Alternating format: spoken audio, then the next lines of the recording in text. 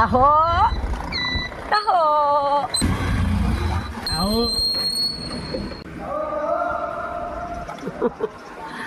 Kumakain po ba kayo ng taho? Ayan, at sumama nga ako sa aking asawa magtinda ng taho. Siyempre, ayan nga, at mas lalong tuwang-tuwa siya. At may lumapit na nga't bumili. Nakakatuwa dahil agad na umupo si Ading pagkabili ng taho. Nakakaaliw nga dahil maraming mga taong tuwang-tuwa sa pagkain ng taho. Plus the fact na napakarami nito. Taglay na bitamina at protina. At talaga namang sanay na sanay ng magtakal na taho, maglagay ng arnibal at sago ang aking asawa. May bumibili ng 10 at meron din namang 20 peso. At hindi rin maiwasan, may tig 5. Pagdating naman sa mga bata, may piso, may 2. At higit sa lahat lalo na, ay madami din siyang mga customer na umuutang. Yes, inuutang din nila ang taho. Siyempre, dahil may mga suki na siya. At hindi naman yun maiiwasan. Dahil hindi rin naman maganda kung hindi ka magpapautang. Dahil isa sa aming natutunan sa banal na gawain, bigyan ang humihingi. Kaya kapag may umuutang, binibigyan na lang. Sa magbayad o sa hindi, bahala na ang Diyos. Dahil ang pera naman, di naman natin yan madadala sa langit. Matuto na tayong makontento sa kung